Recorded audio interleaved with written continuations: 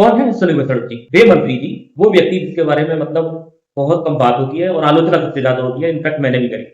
लेकिन हुआ कुछ यूँ, एक हमारे सहकर्मी, उन्होंने कुछ फैक्ट बताए, इंटरेस्टिंग फैक्ट उनके बारे में, तो मेरी जानने की इच्छा हुई, तो मैंने सोचा हाँ यार, बातें तो सच है, क्यों ना जनता के सामने बताई जाए। तो उनसे रिलेटेड कुछ रोचक जानकारियाँ मैं आप लोगों के साथ शेयर करना चाहता हूँ। उनके जीवनी से स्टार्ट करूँगा बेसिकली, एक तरीके से डॉक्यूमेंट्री आप बोल सकते हैं। तो शिक्षा की अगर बात करें, उन्होंने बीटेक किया जोधपुर से इलेक्ट्रॉनिक्स एंड कम्युनिकेशन में, देन उन्होंने आईआईटी कानपुर से एमटेक किया, उसके बाद सिविल सर्विसेज की एग्जाम देकर 94 बैच से आईएएस वो बन गए, और आपका 1994 से और 2010 तक वो आईएएस रहे, और उसके बाद उन्होंने एमबीए किया, पेंसिल्वेनिया यूनिवर्सिटी है बेसिकली अमेरिका की, वहां से वो भी लोन लेकर किया। अब जो इंटरेस्टिंग फैक्ट है, उस लोन को चुकाने के लिए चाहते तो आईएएस थे लोग, जैसे क्या कहते हैं, अपने बंगले बना देते हैं, छापा पड़ता है तो बेड के नीचे से निकलते हैं। इनकी ईमानदारी आप देखिए, इन्होंने लोन चुकाने के लिए आईएएस की नौकरी छोड़ दी और प्राइवेट इंडस्ट्री ज्वाइन कर दी।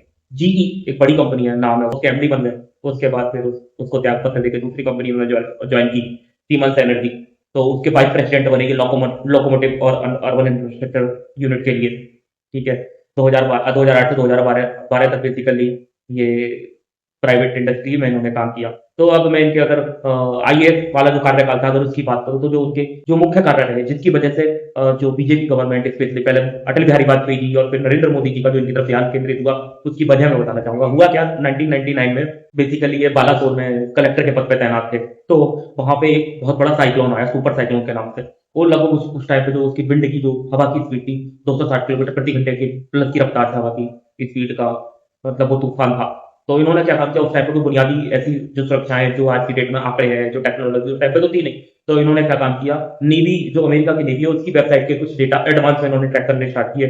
ठीक है, और जो रिस्क है उसका आकलन करते हुए इन्होंने जो भी इंटरवेक्शन हो सकते थे इन्होंने लिए। वहां से लगभग 10,000 प्लस जो बेसिकली परिवार थे उनको शिफ्ट कर दिया, जो भी अफेक्टेड एरिया था उस साइक्लोन से। उसका रिजल्ट ये हुआ कि वहां पे बहुत ही नाम मात्र की जनहानि हुई उस समय। ठीक है, इस चीज से जो वहां की पटनायक साहब की सरकार नहीं थी, तो वो बड़ी प्रभावित हुई, और बेसिकली उस समय पे बीजेपी की सरकार भी थी उसी समय पे, वाजपेयी साहब की, वो भी प्रभावित हुए। तो फिर हुआ ये कि वाजपेयी साहब ने इनको अपनी सरकार में सचिव के पद पे रख लिया, अपने निजी सचिव। तो इन्होंने जो पब्लिक प्राइवेट पार्टनरशिप करके स्कीम थी, उसका फ्रेमवर्क तैयार किया। ठीक है, और इस तरीके के कुछ इन्होंने अच्छे अच्छे कार्य किए। इसीलिए ये वाजपेयी की सरकार 2004 में जाने के बाद भी उनके निजी सचिव बने रहे 2006 तक लगभग।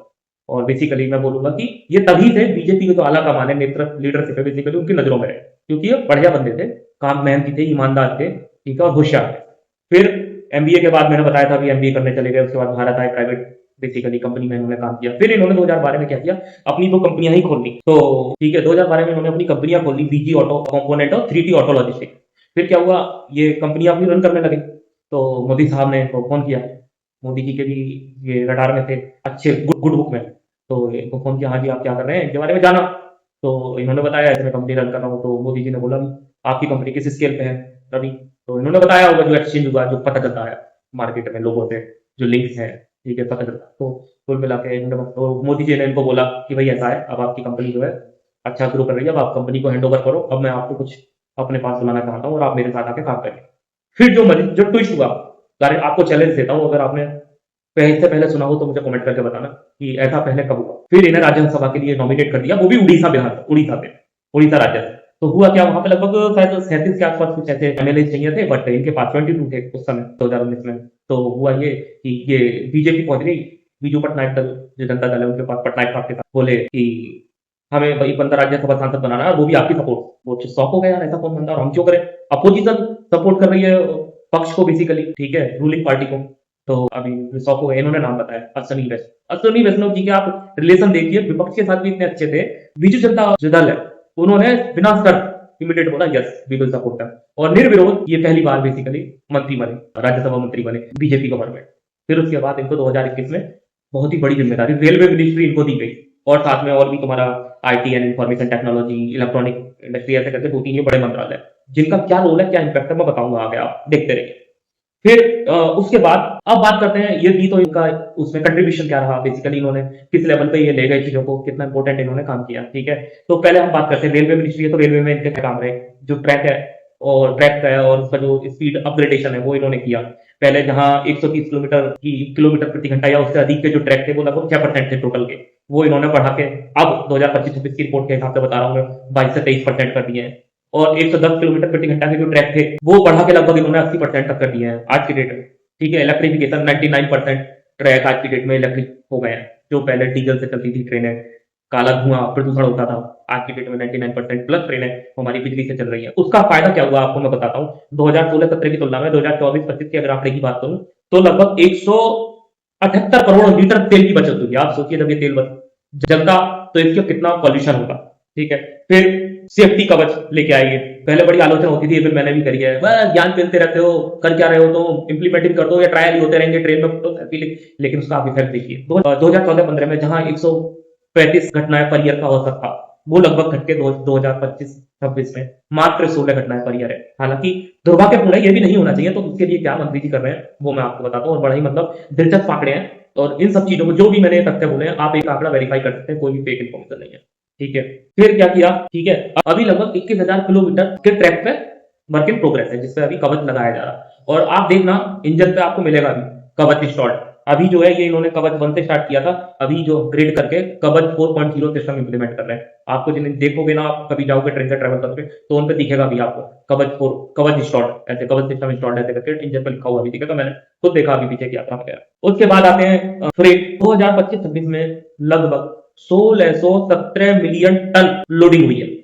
ठीक है, और क्यों कैसे हुआ ये बढ़ा इतना, डेडिकेटेड फ्रेट कॉरिडोर बना दी है जिसपे खाली मालगाड़ी ही दौड़ेगी, पैसेंजर वगैरह का कोई मतलब ही नहीं है। उसका रिजल्ट निकला 1617 मिलियन टन मटेरियल इधर उधर मूव हुआ है रेलवे से। और आज की डेट में हम अगर मैं बात करूं तो दुनिया का दूसरा सबसे बड़ा नेटवर्क हमारे पास है फ्रेट कॉरिडोर का, लॉजिस्टिक का। इस लेवल का काम इन्होंने उसको और गति प्रदान करी, ये कंट्रीब्यूशन इनके रहे। फिर जैसे मैंने आपको बताया इलेक्ट्रॉनिक एंड ब्रॉडकास्टिंग एंड ये इंडस्ट्री भी इनके साथ है, तो उनसे रिलेटेड बात करते हैं। सेमीकंडक्टर बेसिकली यूनिट की अगर बात करूं, इनसे पहले अपने देश में सेमीकंडक्टर बनाना एक सपना था। आज की डेट में अगर मैं बात करूं टोटल 12 यूनिट का अप्रूवल हो चुका है, 3 ऑलरेडी मास प्रोडक्शन में है। माइक्रोन है, एक दो माइक्रोन है गुजरात में, एक दो कंपनी और है, और बाकी जो 9 है वो अभी भी वर्क बेसिकली पाइपलाइन में है। या तो एमओयू साइन हो गए हैं, इनोग्रेशन हो चुका है, या बिल्डिंग ऑलरेडी बन रही है, मास प्रोडक्शन स्टार्ट होने वाला है। इवन तो एक हमारे उत्तर प्रदेश में भी आने वाला है, एससीएल और फॉक्सकॉन का 3000 करोड़ का एमओयू अराउंड साइन हुआ है, योगी जी ने किया है। और आसाम में भी कुछ यूनिट है। ठीक है, ऐसे करके टोटल 9 यूनिट अभी और पाइपलाइन में है। और इनका जो नेक्स्ट टारगेट है 2032 तक 2 to 3 mm की नैनोमीटर की चिप बेसिकली ये प्लान कर रहे हैं 2032 तक लाने की। सोचिए, जीरो लेवल जहां चिप बनाने की सोच भी नहीं सकते थे, वहां अब हम 2 to 3 में जो सबसे बेस्ट टेक्नोलॉजी है उसका प्लान कर रहे हैं 2032। ठीक है, फिर इलेक्ट्रॉनिक उत्पाद आपको बताना चाहूंगा कि क्या कंडीशन है। पहले 2014-15 में मात्र 1.9 लाख करोड़ का प्रोडक्शन होता था। आज बढ़ के वो 2024-25 का आंकड़ा बता रहा हूं मैं, 11 लाख करोड़ का हो चुका है। देख रहे हो, लगभग 9 गुने का जंप है। ठीक है, एक्सपोर्ट मात्र 0.38 लाख करोड़ का होता था 2014-15 में। आज की डेट में, ठीक है, 24-25 में 3.3 लाख करोड़ का। मोबाइल मैन्युफैक्चरिंग 99% मोबाइल जो इंडिया में है वो मेड इन इंडिया है, इंक्लूडिंग आईफोन। ये अचीवमेंट है। ठीक है, फिर ये सब इसके लिए जो अभी गवर्नमेंट आप सुनते हो पीएलआई स्कीम बहुत बड़ा योगदान की। और उसी स्कीम के तहत बता रहा हूँ कैसे चेंज, जो चाइनीज कंपनी अपना एक छत्र राज चलाती थी ना, इसी तरीके की स्कीम की वजह से क्या हुआ, उन कंपनियों को जॉइंट वेंचर करने पड़ गए। अभी वीवो और डिक्सन का जॉइंट वेंचर अनाउंस हुआ है जिसमें 51% पार्टनरशिप स्टेक जो उसके रहेंगे, क्या बोलते हैं, आपके डिक्सन के, और 49% शेयर रहेंगे वीवो। तो ये सब जो हो रहा है, ये पीएलआई स्कीम लेके आए अश्विनी वैष्णव जी, ठीक है, बीजेपी गवर्नमेंट में, इन सब की वजह से ये हो रहा है। 5G, ठीक है, इधर 5G रोल आउट, मतलब मैं बोलूंगा लगभग 60 से 70% तक हम कवर कर चुके हैं। 5G रोल आउट की जो स्पीड हमारे कंट्री में है वो कहीं भी नहीं है। ठीक है, जिस स्पीड से हमने 5G, और अभी आपको मैं बता दूं, इवन तो मैं भी क्योंकि मैन्युफैक्चरिंग इंडस्ट्री में काम कर रहा हूँ, मोबाइल मैन्युफैक्चरिंग यूनिट में भी मैंने काम किया है, और अभी एक कंपनी में काम कर रहा हूँ जो 6G पे काम कर रही है। ठीक है, तो 6G पे भी पुश करना स्टार्ट कर दिया है। और मैं पिछले 13 साल से इंडस्ट्री में काम कर रहा हूँ। आपको एक बड़ा फैक्ट बताऊंगा, पहले कंपनियों में कभी भी गवर्नमेंट को लेकर बात नहीं होती थी, गवर्नमेंट ये पॉलिसी ला रही है, इससे ये बेनिफिट होगा। आज की डेट में कंपनीज में ये चर्चे होने लगे हैं, गवर्नमेंट हमारी कंपनी के लिए ये वाली पॉलिसी लेके आई है, इसका ये बेनिफिट होने वाला है। ये तो दोस्तों, आपको कैसा लगा फैक्ट एंड फिगर जानकर अश्विनी वैष्णव जी के बारे में और उनके योगदान के बारे में? क्या मतलब इतना सुलझा हुआ? और कभी भी आप देखोगे, कभी भी पब्लिक में आके उन जरूर इस नेता के बारे में ये बयान, उस नेता के बारे में ये बयान, कभी भी आप नहीं देखोगे। हमेशा बंदे को काम करते हुए, काम की बात करते हुए देखोगे। कोई और नेता है देश में दूसरा? कमेंट में बताओ, जिसको विपक्ष ने भी सपोर्ट, विपक्ष भी प्यार करता हो, सब मतलब अच्छी नजर से, बेईमानी की कोई नियति ना हो। ठीक है, जिस बंदे ने आईएएस की नौकरी छोड़ दी अपना एजुकेशन लॉन्च चुकाने के लिए। ठीक है क्या कोई बंदा हमारे देश में इस तरीके? क्या आप इससे पहले जानते थे इतना डिटेल में अश्विनी वैष्णव जी के बारे में? अपना राय कमेंट में साझा करें और अगर वीडियो अच्छी लगी हो और किसी और बंदे के बारे में जानना चाहते हो तो कमेंट में बताएं या जानते हो मैं नहीं जानता हूं तो कमेंट में नाम डालें उसका, मैं ऐसे एक्सप्लोर करूंगा और एक नई वीडियो लेके आऊंगा। जय हिंद, जय भारत।